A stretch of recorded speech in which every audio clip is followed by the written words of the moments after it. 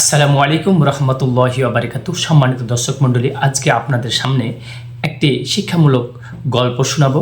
এই গল্পের মধ্য দিয়ে আমাদের কিছু শিক্ষণীয় আছে। সম্মানিত দর্শক মণ্ডলী, এক রাজামশাই তার প্রজাকে ডেকে বলল, তুমি এদিকে আসো, তোমাকে একটা আমি কাজ দিব, এই কাজটি তোমাকে করে আসতে হবে। রাজামশাই সেই প্রজাকে কাজটি দিল এবং প্রজাকে বলল যে একটি ঝুড়ি নাও, ঝুড়ি নিয়ে তুমি এই বাগানে, আমার বাড়ির পিছনে বাগান আছে, বাগান থেকে ঝুড়ি ভর্তি ফল নিয়ে আসবে, তাহলে তোমাকে আমি একটা পুরস্কার ঘোষণা করব, তোমাকে একটা পুরস্কার দেব, খুব বড় পুরস্কার।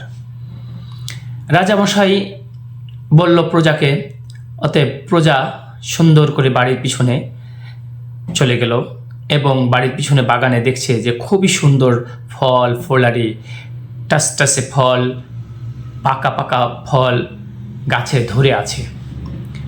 তো গাছে ধরে আছে, দেখছে যে সামনে আরও ফল ফলারির বাগান, সুন্দর ফল দেখতে পাচ্ছে সামনে আরও।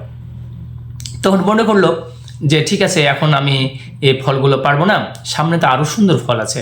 অতএব সামনের বাগানে গেল, সামনের বাগান থেকে দেখছে কত সুন্দর ফল, একদম তার চেয়ে আরও অনেক সুন্দর সুস্বাদু ফল বাগানে আছে, পেকে আছে। সেই লোকটি বলল যে ঠিক আছে, এই ফলগুলো আমার পছন্দ হয়েছে, কিন্তু থাক, ওই সামনে বাগানে আরও ফল আছে, সুন্দর দেখতে পাওয়া যাচ্ছে, কিন্তু ওই ফলগুলো আমি পারব।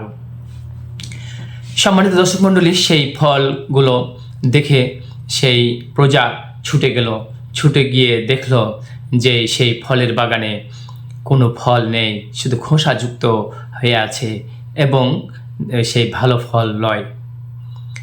এখানে প্রথম বাগান, দ্বিতীয় বাগানে ভালো ফল ছিল, তৃতীয় বাগানে দেখছে যে ফলগুলো পরিপক্ক না এবং খোসাযুক্ত হয়ে আছে, ভালো ফল না। অতএব প্রজাটি বলল, হাই রে, আমি যদি প্রথম বাগানে ফলগুলো ঝুড়ি ভর্তি করে নিতাম, তাহলে তো আমার ঝুড়ি হয়ে যেত, ভর্তি হয়ে যেত, কিন্তু শর্ত হলো একটা, যে রাস্তা দিয়ে যাবে সে রাস্তা দিয়ে আবার ঘুরে আসতে পারবে না, ওই বাগানে আর ফল তুলতে পারবে না। অতএব সেই প্রজা ভাবতে থাকলো, আমি যদি প্রথম দ্বিতীয় বাগানও যদি তুলতাম, তাহলে আমার ভাগ্যটা ভালো হতো, আমার ঝুড়িটা ভর্তি হতো, রাজামশাইকে আমি ফল দিয়ে দিতে পারতাম। কিন্তু দেখলো যে ফল, বিনা ফলে ঝুড়ি ভর্তি না করে কিছু খোসাযুক্ত কিছু ফলগুলো নিয়ে রাজামশাইয়ের কাছে গেল।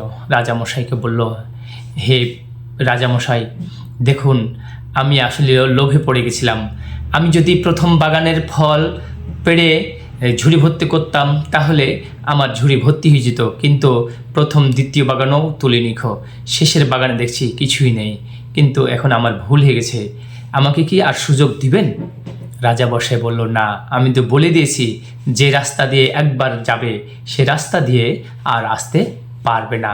অতএব এখান থেকে শিক্ষণীয় একটি বিষয় হলো যে রাজা মশাই হচ্ছে আল্লাহ রব্বুল আলামিন এবং ওই ঝুড়িটা হচ্ছে আমল, এবং এই বাগানটা হচ্ছে এই পৃথিবী। এই পৃথিবী আল্লাহ রব্বুল আলামিন আমাকে সৃষ্টি করেছে এবং বলে দিয়েছে, তুমি এই পৃথিবীতে গিয়ে তুমি ভালো ভালো আমল করবে, আমলে সলেহীন করবে, সৎ কাজ করবে, দান খয়রাত করবে। আমি যেই সব কোরআন এবং আমার নবী রাসূলকে পাঠিয়েছি সে অনুযায়ী তোমার জীবন গঠন করবে, তাহলে এই পৃথিবীতে তোমার ঝুড়ি ভর্তি হয়ে যাবে। কিন্তু আমরা লোভে পড়ে কিছু কাজ করছি না, ভালো আমল করছি না, মনে করছি আজকের দিনটা চলে যাক, কালকে ভালো আমল করব, আজকের দিনটা চলে যাক, কালকে নামাজ ধরবো, আজকের দিনটা চলে যাক, কালকে দান খয়রাত করব বেশি করে। কিন্তু আসলেই আপনি আজ কাল পরশু করতে করতে ক্যালেন্ডারের পাতা উড়েই যাচ্ছে, আপনার ক্যালেন্ডার শেষ হয়ে যাচ্ছে, বছর শেষ হয়ে যাচ্ছে, এই মাস শেষ হয়ে যাচ্ছে, দিন শেষ হয়ে যাচ্ছে, কিন্তু আপনার আমল নামা ঝুড়ির ভর্তি হচ্ছে না।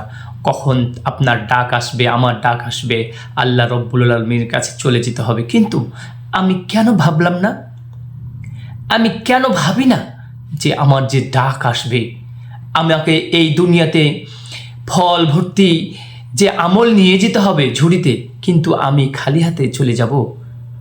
আমার কি আমল আছে? আল্লাহর কাছে আমি গিয়ে কি জবাব দিব? কবরে গিয়ে আমি কি জবাব দেব? কাল কিয়ামতের ময়দানে আমি কি জবাব দেব? আসুন আল্লাহর কাছে তওবা করি, আল্লাহর কাছে ক্ষমা চাই এবং ভালো আমল করি।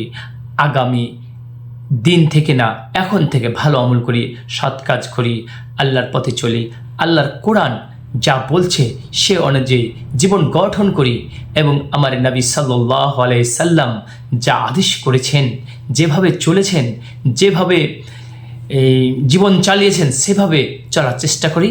তাহলে ইহকালীন শান্তি পাবো, পরকালে মুক্তি পাবো, আল্লাহ রব্বুল আমিন খুশি হবেন, জান্নাতের পথের পথিক হতে পারবো। আসসালামু আলাইকুম ওয়া রাহমাতুল্লাহি ওয়া বারাকাতুহু।